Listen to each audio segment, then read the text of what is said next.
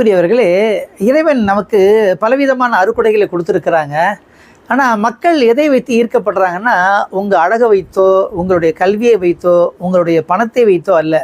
மாறாக உங்களுடைய பண்பாடு, உங்களுடைய அணுகுமுறை இதை வைத்து தான் ஈர்க்கப்படுகிறார்கள் மக்கள். பாருங்கள், யூசுப் நபி ஜெயிலில் அடைக்கப்படுகின்றார்கள். அவர்கிட்ட அந்த 2 கைதிங்க வராங்க. கைதி என்ன தெரியுமா சொல்கிறாங்க? இன்னா நராக மினல் முக்சினீன்.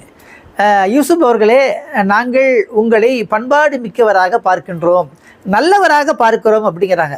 இத்தனைக்கும் யூசுப் அலைஹிஸ்ஸலாத்து வஸ்ஸலாம் அவர்கள் மிகச்சிறந்த அழகு, பேர் அழகு. அப்படியாப்பட்ட அழகை அவர்கள் புகழ்ந்து பேசவில்லை, மாறாக அவர்கள் நடத்தைக்கு புகழ்ந்து பேசுகிறார்கள். ஆக அன்புக்குரியவர்களே, மக்களிடத்திலே நல்ல முறையில் நடக்க வேண்டும். நபிமார்கள் எப்படி மக்களிடத்திலே நடந்து கொண்டார்களோ, சஹாபா பெருமக்கள் எப்படி மக்களிடத்திலே நடந்து கொண்டார்களோ, அதுபோன்று நாமும் நடக்க வேண்டும். இறைவன் நம் அனைவருக்கும் கிருபை புரிவானாக.